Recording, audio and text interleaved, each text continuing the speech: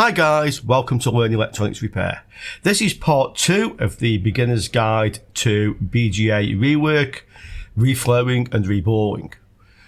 If you watch part 1, you'll see that I just showed you how to basically remove small BGA chips. We were removing some RAM chips from scrap boards. So I wasn't actually trying to remove them, reball them and replace them. I was just trying to remove them, because if you can't remove the BGA successfully, you're not going to be able to do anything else. Yeah, that's the first thing you need to be able to do, is to get these off the board. And you need to be able to do it in such a way that you don't damage the board or damage the BGA chip. Now, the type of damage to the BGA chip is generally pads have come off, where the balls, the BGA pads and the chip have come off. And really, if that happens, it's game over. Yeah. Damage to the PCB can be ripped pads, or it can be a warped circuit board, or it can be bubbled effectively. The surface is uneven, the board is delaminated.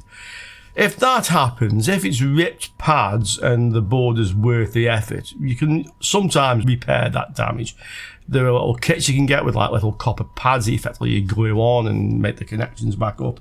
You can do it, it's fiddly, you don't really want to be doing it, so I suggest don't cause the damage in the first place. But if you've warped the board or the surface is now uneven, then that's game over again, yeah? Now, there's an old saying, and the saying goes, a bad workman always blames his tools. But when it comes to BGA rework, the chances are, if you can't do it, it probably is the tools, yeah? If you're not using the right equipment to do this, you're not going to do it successfully. Now, I don't mean to say you need to buy an expensive BGA rework machine, you know, several thousands of pounds or euros. Yes, you've seen mine, it's sitting just there behind me, you can see it. But you don't need that to do most of this sort of work. Basically, all you need to do is get enough heat into the board and evenly spread, not localized, into the board to remove the chips or just to reflow the chips, yeah?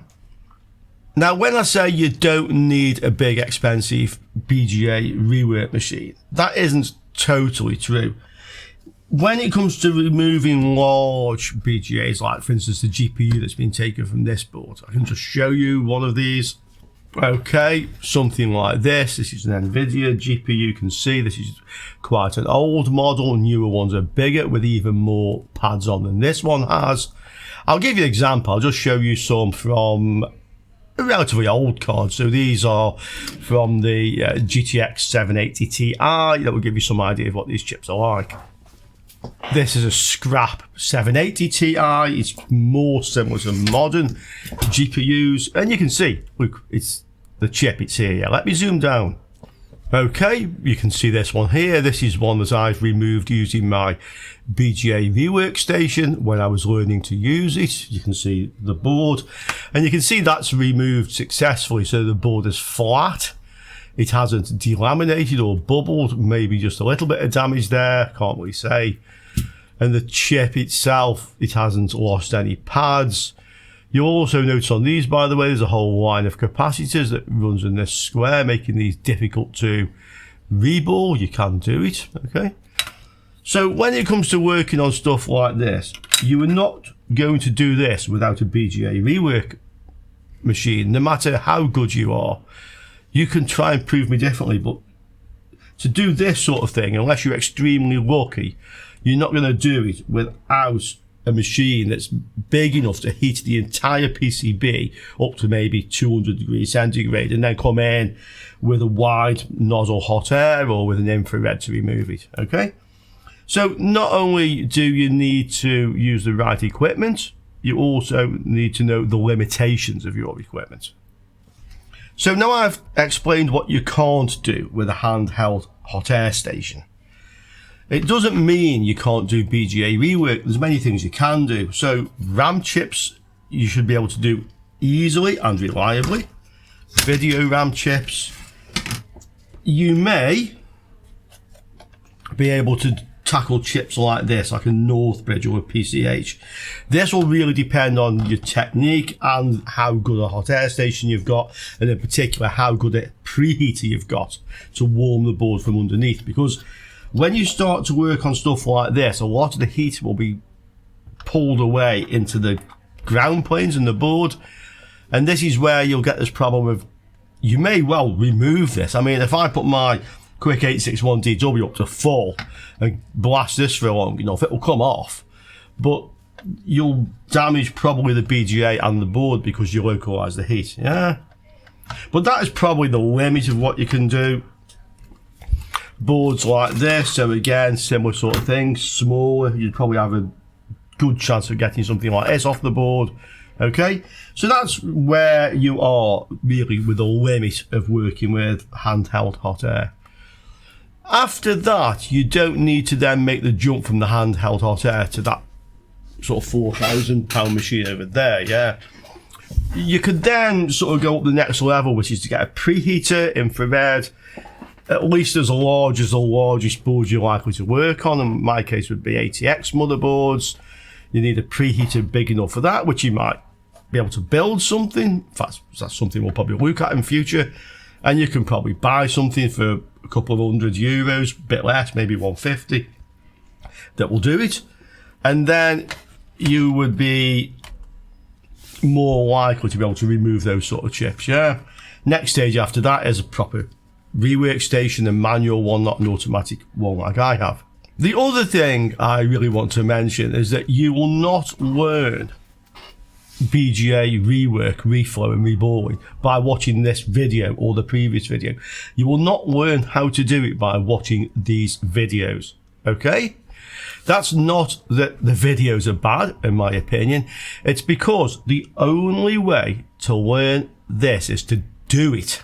Yeah, the only way you will learn to do this is to get scrap boards like I'm using and to do it. Pointless boards, they may even not be faulty. I was using some old PCIe graphics cards, things like these, which you can pick up for basically nothing. I'm getting these out of old computers. These are probably working, and in fact working ones are what we're going to use as we move a little bit further into this series. Probably on the next part 3, we'll actually look at removing the chip off a working board. We test it, it's working, we remove the chip, we reball the chip, we put it back on, is it still working? Or we do the same thing almost, but we don't remove the chip and reball it, we reflow the chip, and is it still working? And I also want to have a look at a technique. So this is a guy named Soren from Electronics Repair School, another YouTube channel. He was one of the big influences in me starting this channel, and he was showing how to reball but not reball. So he was removing the chips and then sticking them back on using the original solder that's underneath there. He was doing it on smaller chips than these. I want to see whether we can do that on video RAM chips at least, so we can have a play with that. So those are all things that are going to come. Yeah, these are also good to practice on. So these are TV boards basically from flat screen TV, LCD, LED TVs. Again, we have RAM chips on here. We have BGA chips as well under here. If I just get a heatsink off it. So again, you will not prove that you've reballed it unless you took that of a working TV, but these are very good boards to practice on. Okay, so that is the one thing, guys. You will not learn this by watching me do it.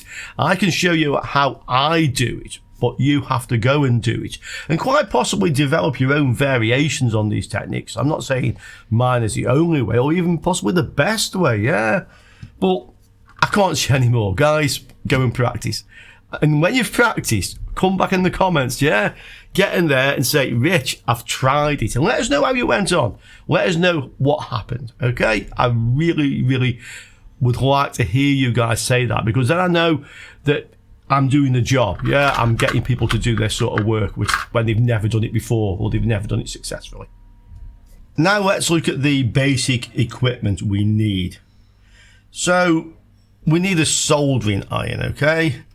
I'm using this one, it's a T12, and I would suggest this is the minimum sort of specification of soldering iron you should be using for this sort of work. This tip is a BC3. It's a very thick, chunky tip. And go and watch part 1 if you didn't watch it. I was using this to clean the pads on the board. I was using it to clean the BGA chips ready for reballing. You need something like this. You don't want a thin conical tip or that sort of thing, okay? You need something like this. Regarding the tips, there's probably 3 sorts that you should try, and try them, because what suits me may not suit you, yeah? So, as I just mentioned, BC3, this is a very old one. I've been using this for about 3 years, still working. It is getting rather worn out. I think it's going to give up fairly soon. I do have a replacement, so I've ordered one. It's in the drawer somewhere, otherwise I would show you that one. And when this one eventually gives up, I'll just put the other one in and then order a spare, okay? So that's one type of tip I would recommend. The other one is a bent conical tip. This is very nice again for cleaning up the chips. I've not used this so much, but I could recommend it. Yeah, so try this one. You can see T12J02, and there might be a J03, a larger one, but that one is definitely worth a go. The knife tip, because it has a wide edge, you can get a good ball of solder on here. This is another one you can try. So this is a T12K, okay? And the last one you might want to try is this. So this is a BCM2. They make a BCM3, which is the larger one, which is what I would recommend if you're going to try it. This has like a cavity in the end, so this allows you to form a ball of solder. But this is mainly intended for drag soldering, where you're doing QFN chips. Things like this, okay? So this is where you put flux, you put the new chip, you put solder in here, and the little reservoir holds the solder, and then you drag it across, and the flux helps it to just go onto the pins, and you solder all the way across, okay?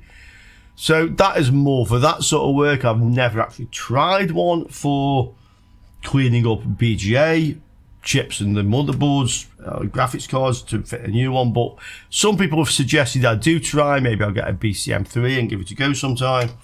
Personally, I am happy with the BC3. So that's soldering irons. What you don't want to be using is something like this, okay? Basic mains powered soldering iron. This is really not up to the job, and also you'll find the ones, I don't have one here now, I actually sold mine, but the ones where you have like a tip that fits over the heating element, they're not suitable really either, because you can't get enough heat into the tip. Yeah, the thermal capacity of the tip is too small. It's just a metal tip, whereas this thing is a whole metal heating element. Yeah, that's why they won't work. But this is not the sort of thing that is suitable for this sort of job, okay? I have ordered from AliExpress the cheapest temperature controlled iron I can find, which has the tips that fit over the heating elements. It was less than €10. I've ordered it just to show you guys, so when that comes, we'll make a comparison between that and the T12 and the T26D that I have, okay? Preheater, really guys, you need it. This is the one I have. Somebody asked me, by the way, is this scale in Fahrenheit? No, I'm sure it's in centigrade, but it doesn't relate in any way to the heat coming out of it, or at least to the heat that you get into the board if you measure it. Yeah, this is, say, about €50, and this is good enough for working on RAM chips and small BGAs. It's not good enough for removing things like this. You can see that the actual size of it is too small, really, so you don't heat at the edges of the chip. You want to be heating the whole board, okay? If you use this on this sort of work, you'll either warp the board or you'll bubble the board. I'm sure we can have a play with that a little bit later to see what the limitation of this is, yeah? It's good to find out with these scrap boards, what is the limitation of your equipment. You could, for example, and I might try this, I'm down at the car boot sale tomorrow, if I find like an electric griddle or hot plate, the sort of thing you would normally put in the kitchen to make burgers on or something like that, you may be able to use that. You'd probably have to make some sort of stand that holds the board just above it so it's not actually sitting on it. But if I can find one, I'll get one and we can have a play. Otherwise, to do larger BGA, you need a bigger preheater, something that will give you heat over a large area, an infrared one. Yeah, that's what you need. But for now, we're going to be playing with this and we'll find out what it can do and what it can't do. Hot air station, you really want something of this sort of quality. This is the Quick 861DW. There is the Aten 862D, which is cheaper and apparently at least as good, if not better, although I've never used one. But I have heard that said by some very reputable people, YouTubers, who I trust. So I'm sure something like that will do the job. And you're going to expect to pay 150 or something maybe for a decent hot air station. But again, I know a lot of you guys don't have that, and you might not take my word for it. Can we use something cheaper than this? In particular, can we use one of these 858D and the various copies of this? This is my original hot air station. It cost me about £25, but that was back in about 2014. They're probably more like 35 or 40 now, as everything's gone up in price. These things are not junk, okay? I've got a better one, and I still will say this is not junk. This did a lot of work for me, and it has its limitations, but it will do a lot of things. And you may be able to do RAM chip reballing and removal and reflowing with something like this. So let's have a go. The only thing I'll say for this, if we can do the RAM chips, when we move to bigger chips, this is going to hit its limitations far sooner than the Quick 861DW, okay? But what I'm going to do on this video, because, you know, at the end of the day, words are just words, yeah? The proof is in the pudding. So we're going to use this, and we're going to use this, and let's have a look to see if I can actually do what I did on the previous video, which was to remove RAM chips without damaging the board, and then clean up the BGA chip and the board, okay? To do this, there's at least a couple of other things we need. So the first one, solder. In my experience, you need to use lead tin 6040. This is 6337. It works well for me. I actually think the 6040 is a little bit better, but that's what I prefer. You guys, if you prefer to use lead-free solder, you do so. I just think you're making life more difficult for yourselves. But I do know people who say they use it, okay, and they don't have an issue. So, solder. This particular brand, Mechanic, I don't know if this is genuine or a fake one, from AliExpress. It wasn't particularly cheap. This is 150 gram. They do a 500 gram. The 500 grams about 30 euros or something like that. I can recommend this one. It works for me, yeah? So if you want to buy some solder from AliExpress and you're a bit worried about what you might get, I would say if you buy this one, it works. And I'll actually link to the listing which I'm buying from the seller, so you know where I'm getting this from. You see me using it so you can see how well it works, okay? So solder. Flux. Again, this is from AliExpress. It's an Amtech. I doubt very much this is original. I buy, I think it's like 5 tubes of it for 10 euros or something like that, or a bit less. It always comes up with like an expiry date, which seems to be out of date, but you know what? Well, you'll see me using it. It works fine, okay? So again, I'll link to the listing which I buy from. That's what I would recommend you use for BGA work. Yes, you can use the hard rosin, you can make your own flux, you can dissolve it in isopropyl alcohol and make a liquid flux from it. I've seen people do it and apparently it works very well. I haven't done it myself, maybe I will sometime. So if you want to know my advice, use this flux, okay? That one. And the last thing is the solder braid.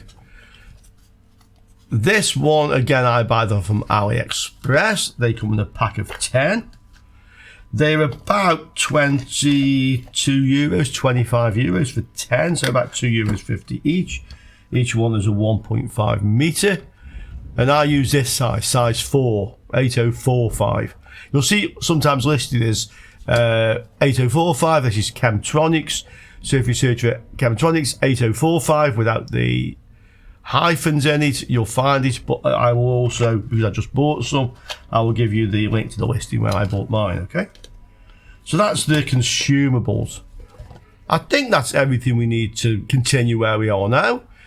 There will be more equipment we need when it comes to the actual reballing.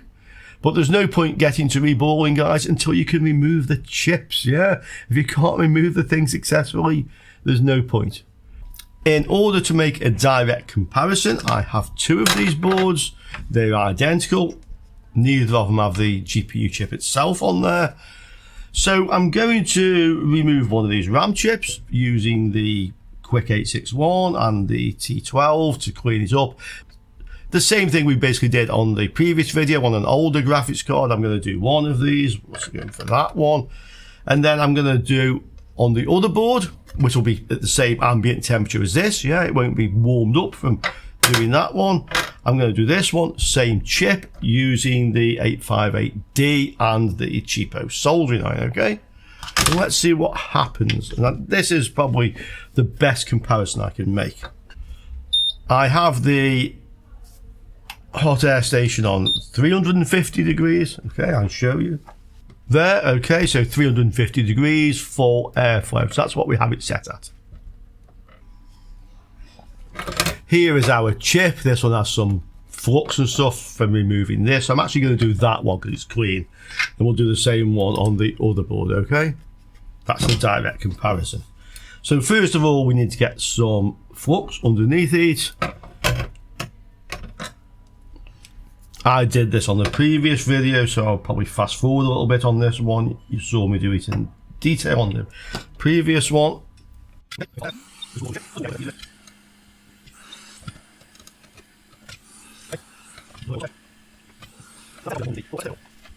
Okay, you can see that 37 degrees just over. Preheater on. I've set the dial to 150. And let's get a little bit of heat into the board.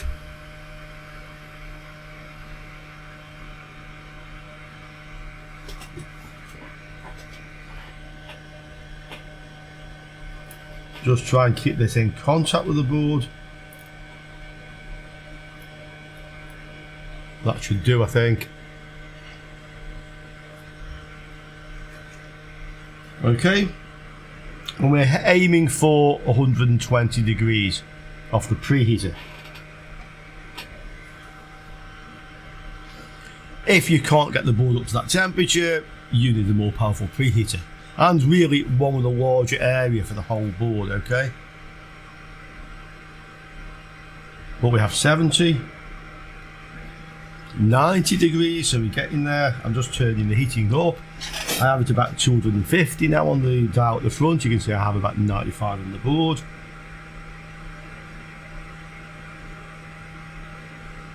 Okay, we have about 100 now.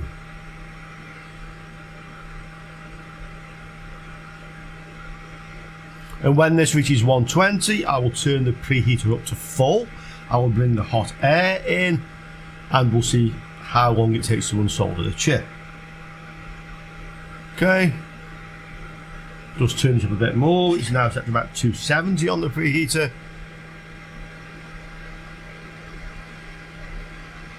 And you can see it's fairly stable on the board. I'm going to change up again. It's about 300 now. Okay. And there we have it. We've reached the 120 basically. Okay. Right, so preheater on full. Hot air. Left-handed for me. I need my right hand to remove the chip. And let's lift the chip from the board.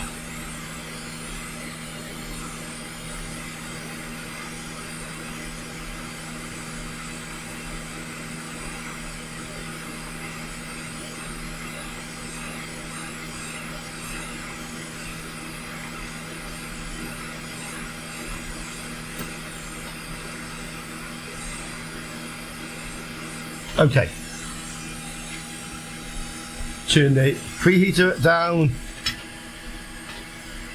It's now on cold air and we will just allow it to Cool. There's our chip. Okay. So next we're going to clean this up. And it's probably easier, in fact it's definitely easier to do this while the board is still hot. So get the soldering iron. We'll form a nice ball of solder. I'll just switch that off now so you can hear me better. We'll form a nice ball of solder under here. And we'll just float it around the chip. I'll add a little bit of fresh flux as well while I'm doing this. It always helps. So fresh flux on there. Okay. A bit of something in it, but I'm sure it won't be a problem. A bit of fresh flux. Again, ball of solder. Good size one.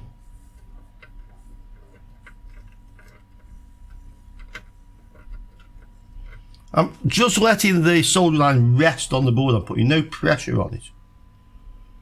Okay, in fact, if you get a good sized ball, you can probably just hover it above, so the actual ball is on the board. Okay, that's that done. And we'll do the same with the chip.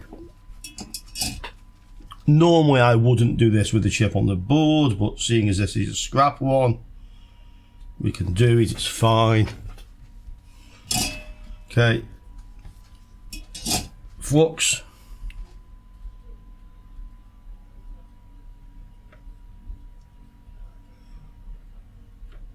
Okay. And hopefully it won't move around too much. Nice ball of solder. Hover it around the chip. Okay. Both sides. You might want a fan to blow the fumes away from you. Okay. So that's that done. And now we need to clean it up with a bit of braid. We'll cut a bit of braid. Okay. A bit of flux on the braid. So now come off. I need to just move this chip, obviously. Let's get that out of the way. Okay. A little bit of fresh solder on the iron. And then we just move this around the chip. It's actually slipped to one side. Let me just go that way with it. That's now just flooded with solder. A little bit more. I couldn't do this, guys. I couldn't do this until I got this particular braid. There was a guy calls himself SMD Flea on Bad Caps Forum, and I explained why I was having problems, what wasn't working for me, and he told me, Rich, go get some of this braid and try again. And I did, and that made all the difference. Okay.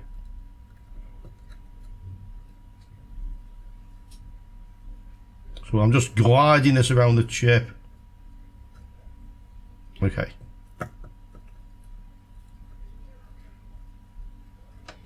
And that's clean. We can look under the microscope. Let's do the chip itself. Again, I'll work on the board because it's a scrap one. Okay. Flux. Solder. Just a dab, just a tiny little bit. If you don't do this, you won't get a good contact of the heat between the soldering iron tip and the braid. Okay.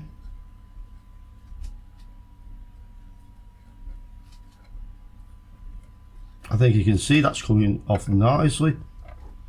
Again, the braid sort of slipped around to one side.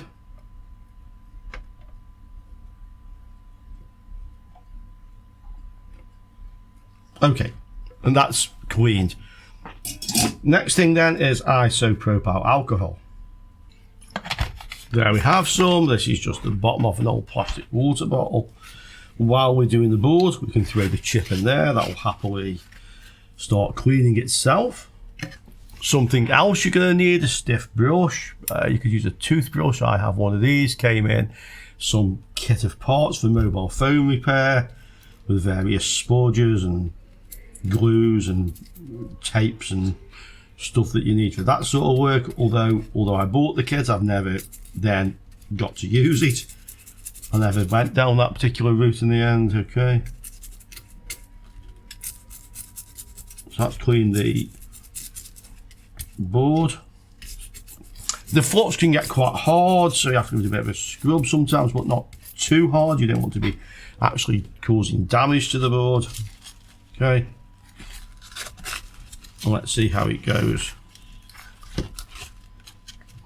As you can see, guys, I do this in one take, so if it went wrong, it went wrong. We'll have a look. I think it probably looks okay. We'll have a look. The chip will probably be quite clean now. It's up to you if you like getting ISO on your fingers or not. It won't really do you any harm as long as you're not doing it a lot. Your choice. Feels cool to me. Feels cool. Okay, so that's the chip. Right, let's have a look under the microscope and see what we have and what happened. So firstly, here is the board, and this is where we remove the chip. That is a via that you can see there just going through the board, similar to like this one and this one. You may want to put a little bit of solder mask on that before you refitted the chip. It makes it less likely for the ball effectively to cause a short or anything else. But that's how the board is. Yeah, you can see it's nice and clean. It's fairly flat. Easiest way is to put your finger out and just run a finger over it. It feels smooth. Yeah, that feels smooth. Okay, so that's good enough to accept a rebuild chip or a replacement chip. The board is clean, it's not burnt, it hasn't delaminated. That is a good job. Yeah, that's good. That's what you're looking to do. The chip itself is here. Once again, it's nice and clean. If I just run my finger over it, it feels completely smooth. Yeah, that's the way to do it. It feels completely smooth. So that's ready for reballing, okay? And reballing is something we will actually look at on the next video. So that is definitely coming, guys. Don't, you know, in the comments, Rich, why haven't you done any reballing? What's the point? The point is we're learning to remove these chips successfully. Yeah, that's the first thing we need to do. Okay, so that's good. So now I will try using the cheap hot air. On the previous video, I actually removed one chip perfectly successfully. I'll link it to this one using just the hot air. And then I went on to use the hot air plus the preheater and did just as good a job, but it was a lot quicker and easier really. So let's take the cheap hot air station. Let's see if we can actually remove a chip just using the hot air. And then let's try with the cheap hot air station and the cheap preheater. Because I want to make a direct comparison with the other board, I'm going to do the same chip using the same method I just did. The only difference being the hot air station. Okay, I'll use this board. I'm going to remove another chip using just hot air, and I'll also see if I can clean the chip up using one of these. Okay, so we'll put this on something to just protect the bench. This is just the lid off an old satellite receiver. I've had it for years and I use it particularly for this purpose. And let's pick a chip. Yeah, what shall we go for? That one. I mean, this is perfectly cold now. Okay, no, let's go for this one. Okay, so exactly as we did before, but using the cheap hot air. So here is the hot air station. We'll switch it on. And we will set the temperature. So I'm not going to have it on 500. I'm going to set it to 350, which is exactly what I had on the other one.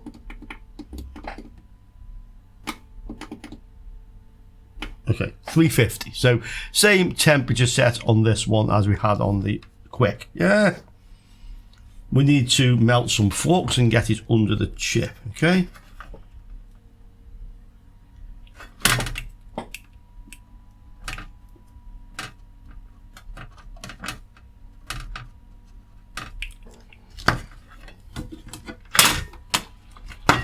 So here we go.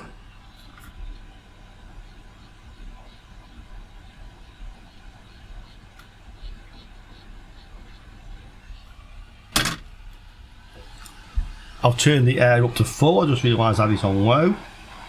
That's the same as I had on the Wick.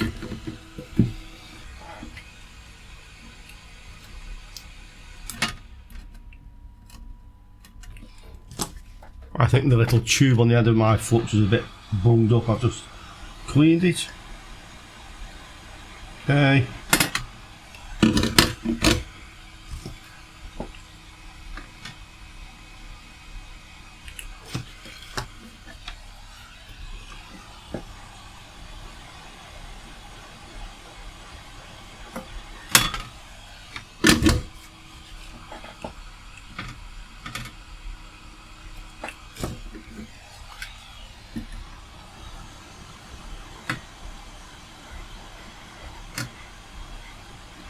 Okay.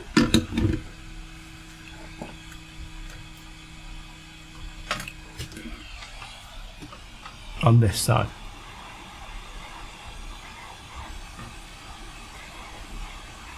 Okay. Let's put the thermocouple on the board. Okay, that's close enough. Right, let's remove this chip then using the cheap hot air. I have absolutely no idea how this is going to work out, by the way. Well, let's see if it can do it.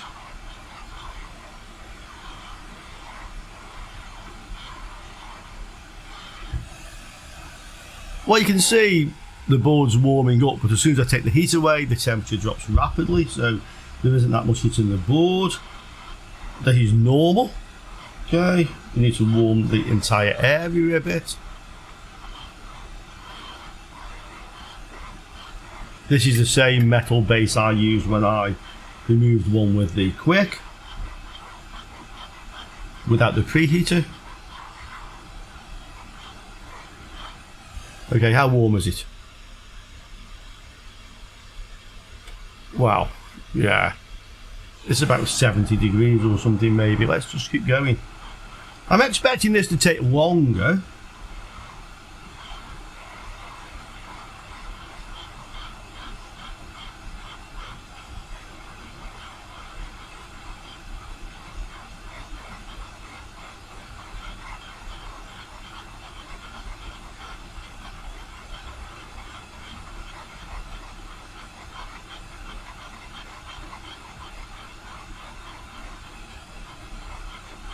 Okay, what do we have? Well, again, you can see the board's actually not much warmer than it was before.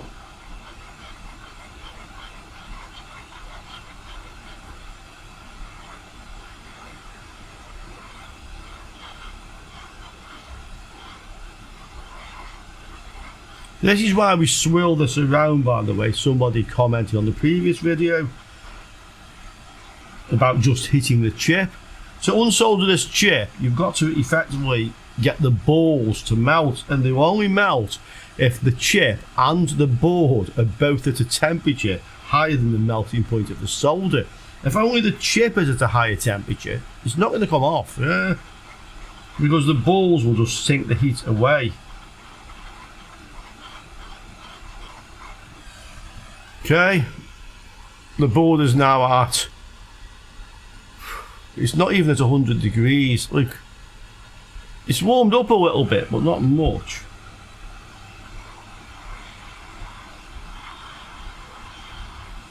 I'll put the thermocouple a little bit closer. Okay, what temperature do you have on the board?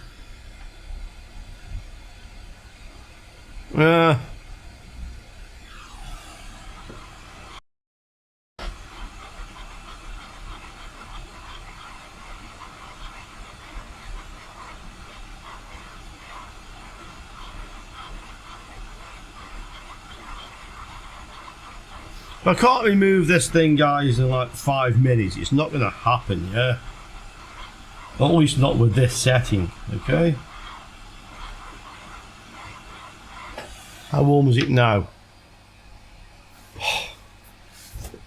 So you can see I can't even get this up to 100 degrees, guys, with this set at 350. Yeah, let's just hold it still.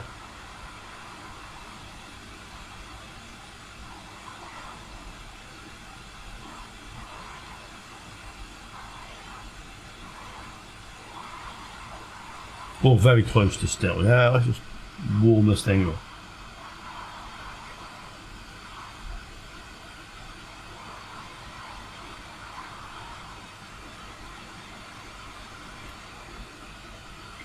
Nothing happening. As you saw in the previous video, I need to get the PCB to about 245, 250 degrees to unsolder the chip.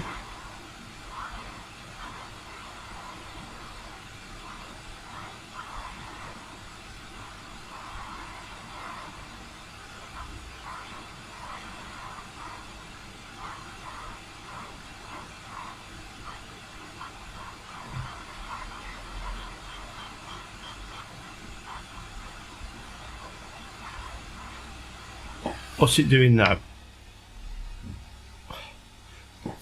Well, I can't get this board above 100 degrees, yeah? I mean, it is a bit above now, but you can see, yeah? So that isn't going to do it, and I think you'll have to agree with me on that one. What we can try is to increase the temperature on the station, yeah? But this is kind of where the problem can start, because if you get too hot, you may unsolder it, but you'll probably damage the PCB because of localized heat, yeah? But let's take it up to like 400 and let's try again.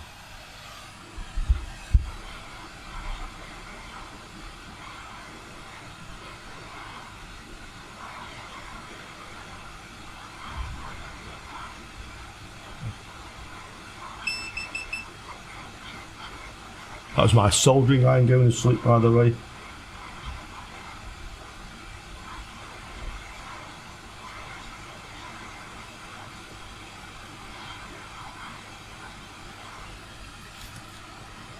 What temperature do we have? Let's have a look. Well, it hasn't made any difference.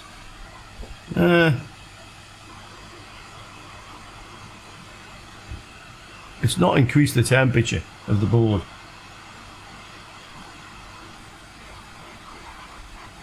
Okay. Right, so that isn't helping either, yeah? We can go up again. 450. Okay. 450.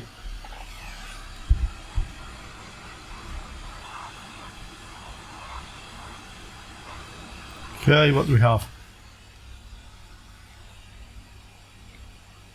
It's just nowhere near, yeah? Look. Let's go again. I'm on maximum now, okay? I've actually turned it up now to 500, okay? See what it does.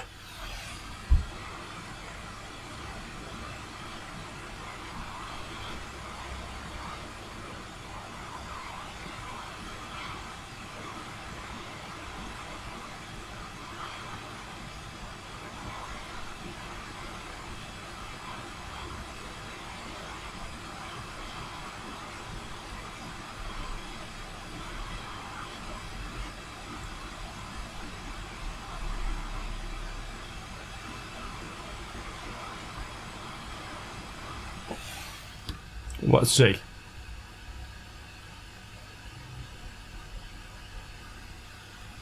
It's warming up a bit.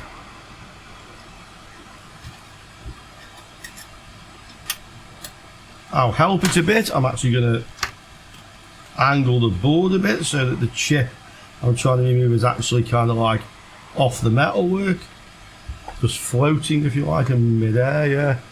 Just to help with the heat conduction. Is this going to do anything?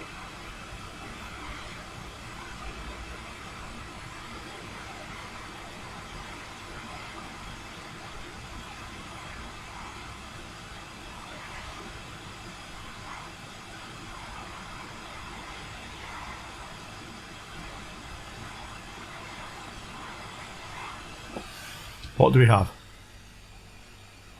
Nowhere near.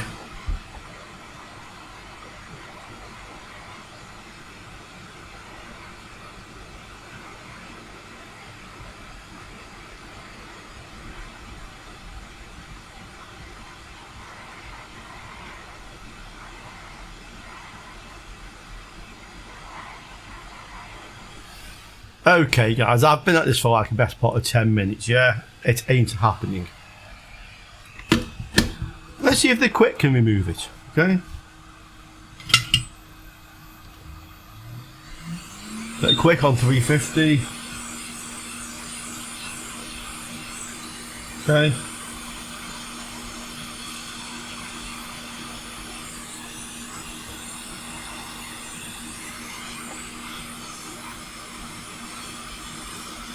Glass is sliding off, yeah.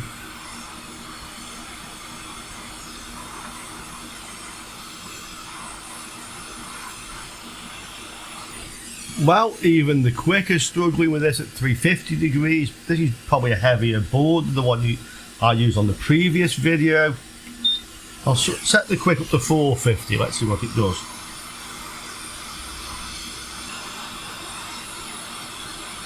It's got it, okay? It's got it now. Just lift it.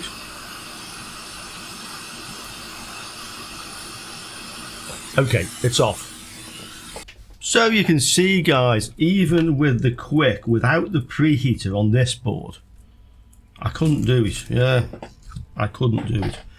Let's see if that actually came off without any damage, because I was using the Quick at 450, which is rather high for this sort of work. Let's actually have a look to see what the results are if we clean the board and the chip. Yeah. I think if nothing else, this will show you the importance of having a preheater, even a cheap one, when you're trying to do this sort of work. And it is the tools. Yeah, you can see, you saw what I did previously, it is the tools.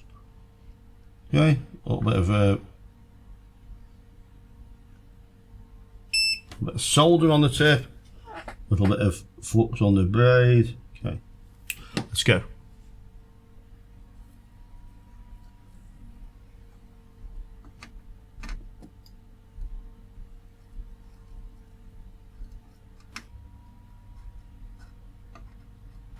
Well, here's the board. You can see where we were. It's that chip there, yeah. There's no cons on this channel. Okay, I moved a few components here, but I wasn't really trying not to particularly. Normally, if I wanted to remove this, I would slide it that way in the direction where there's no components. But it's come off clean. It's cleaned the PCB up. We don't have any damage. So the board survived that. There's no delamination or bubbling or anything. It looks good, okay? How's the chip? Well, here's the chip we just removed. And it's clean. All the pads are there. So there's no physical damage to the chip. Whether there's any electrical damage, having the heat on for so long, we are not going to be able to find out because this is a scrap board. But it did unsolder. So you can see the 858D on its own without a preheater just could not desolder it, even on the highest setting. And the Quick without the preheater could do it, but I had to turn it up to 450 to get it off the board, and then it came off cleanly. It may have worked at 400, I went directly from 350 to 450, because those are my program settings basically. But once again, the Quick can do it, the ATN didn't. Or mine being a WEP, sorry, 858D didn't. But let's try the cheap hot air with the preheater and see if that can do it. So this is going to be exactly the same as the first one I removed, but on the other board. Okay, so I have this one ready then. I've put the flux under the chip, exactly the same as I did before. You can see it all there. I have the thermocouple. I've started to warm it up on the preheater. You can see the temperature. And we're going to take this up to 120 degrees as we did with the other board. So it's the same chip position. Everything's the same apart from the hot air. Okay. Just get over the heat a little bit more directly. Yeah, it's doing better now.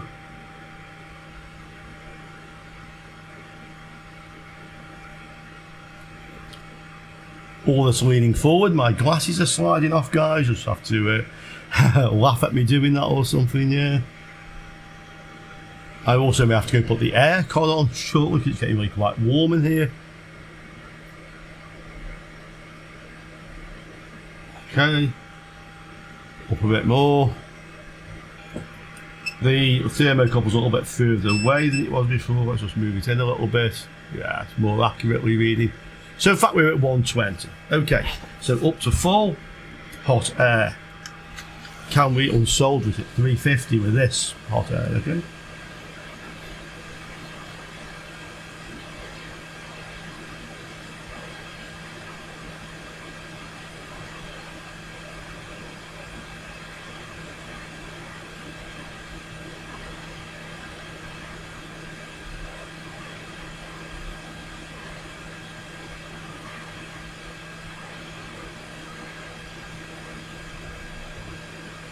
Yes.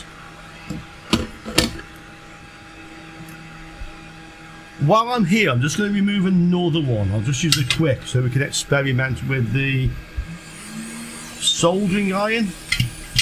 I'll just get a bit of flux in here. I'm going to clean this one up using the same soldering iron as before, and I'm going to try cleaning the one with a cheap one so we can just practice that. Okay, some flux under it. Let's just take this one as well.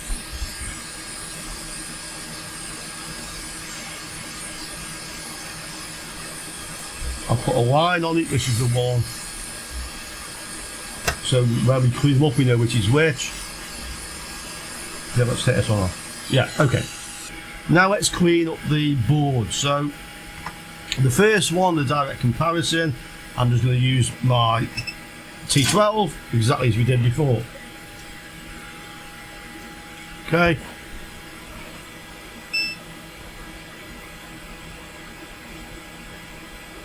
Ball solder. Preheater's off, by the way.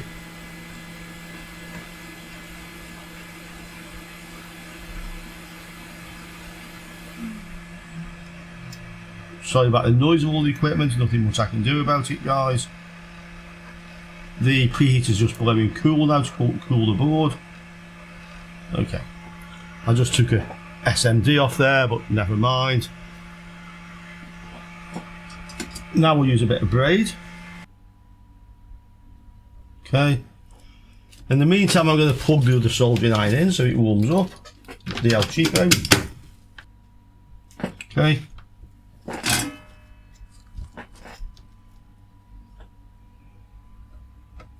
Put their solder. That was probably too much and flooded it. Never mind. We have more braid. A little bit longer, but it's fine. A tiny touch of solder on the iron. A bit of flux on the braid. Okay. That's it.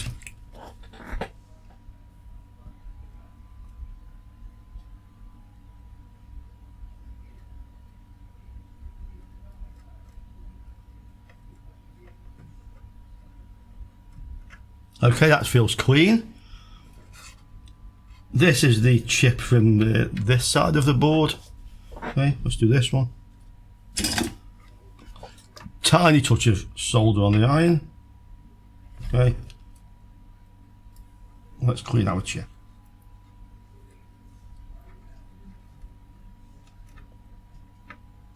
Again, it slipped around to one side, never mind. I think that's nicely cleaned. Now I'm happy with it. Okay, so that's that one. Now let's try to do the other one using the El Cheapo soldering iron. So we need to get flux on it. We need to try and form a ball of solder and hover it on the board, okay? Let's try.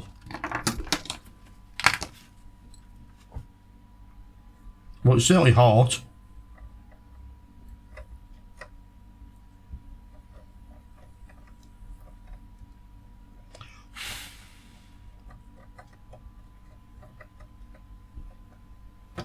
Okay. Well, that much is working. Okay.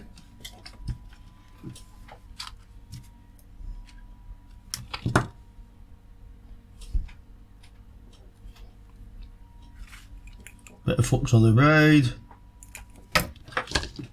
We'll try and put a tiny little bit of solder on the iron, same as I did before. There we go.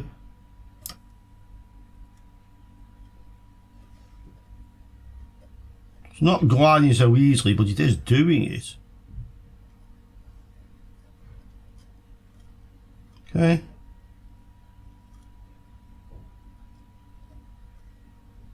Yeah. Come to this side.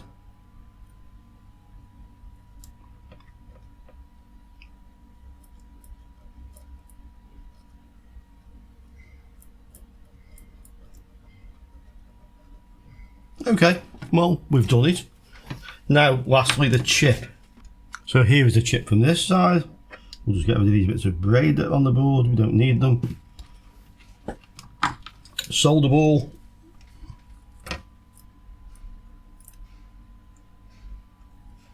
I may need the tweezers just to stop it sliding around.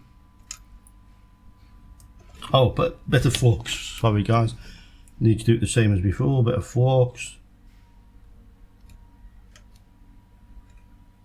Okay. Ow! Tweezer stuck in my finger. Okay. More of a solder ball than that.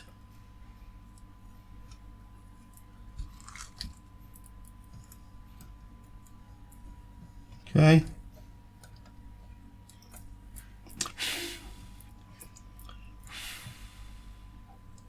Okay. And then we use the braid. Touch of solder. Let's go.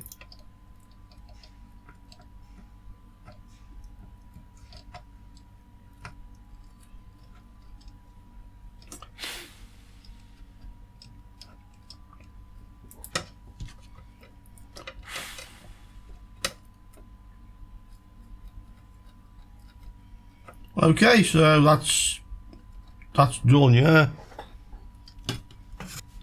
This is the one we removed with the cheap hot air. I just want to kind of like make a mark on it or something under here so we know which one it was. Okay, and this is the one we've just done with the cheap soldering iron. Let's have a look to see if there's any difference in the results.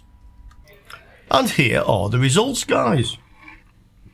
This is the PCB. This is the one we removed with the 858D and the preheater, and this is the one we removed with the Quick and the preheater. And if you look at the board, they look as good as each other. This is a good job. It's come off nicely. Again, no delamination of the board. The board's absolutely fine. No ripped pads.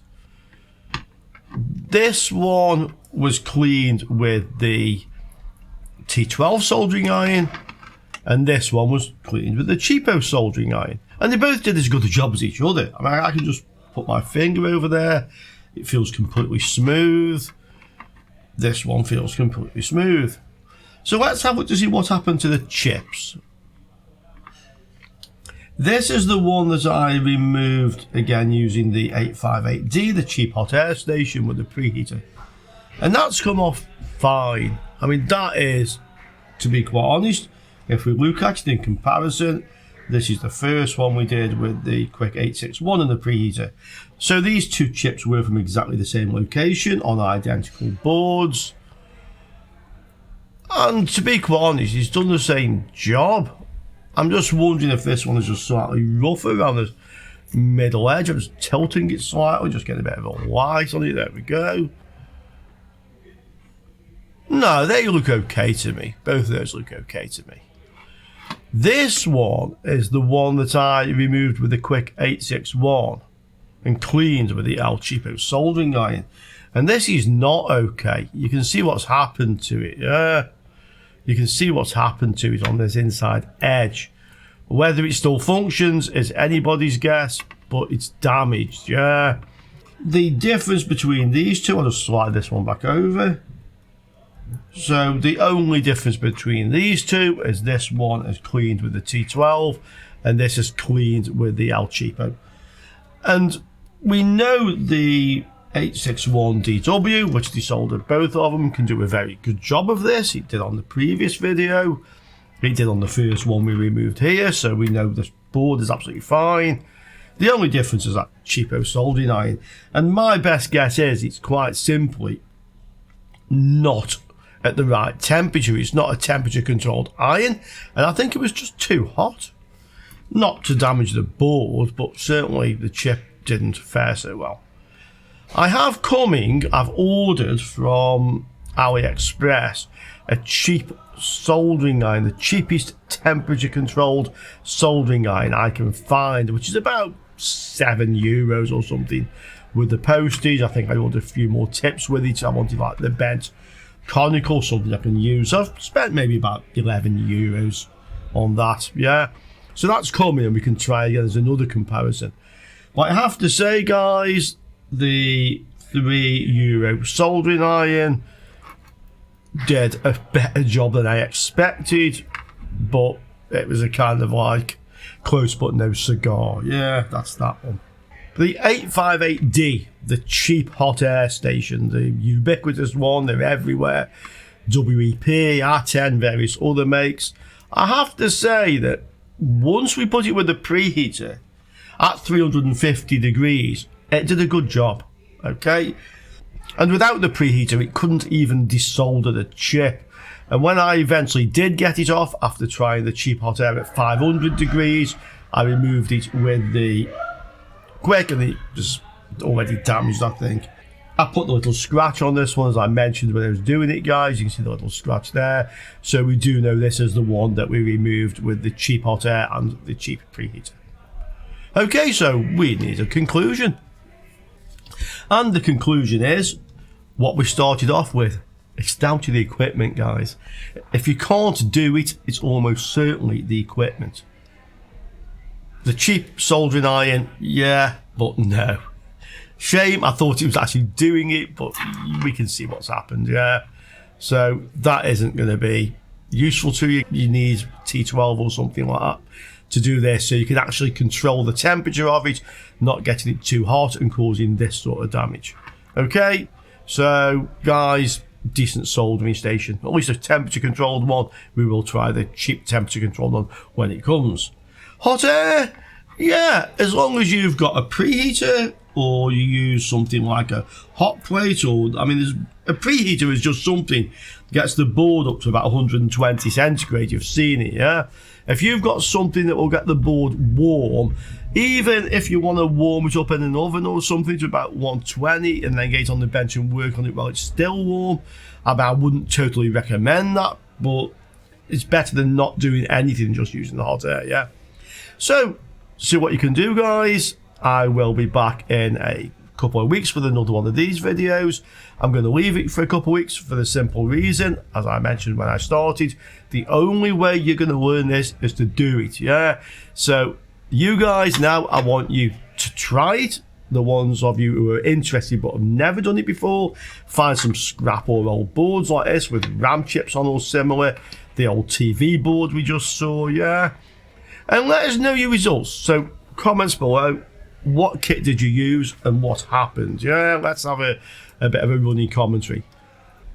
If I know that you guys are trying it, then I'm certainly going to make a part 3. So in part 3, we will try to remove some larger chips with the equipment we're using. We'll find out what the limitation is of the 861DW, and then we'll discuss what equipment we need to do the reballing. Okay, guys, hope you enjoyed that one once again, and I'll see you all soon, hopefully on another Learn Electronics Repair video. Ciao for now, guys.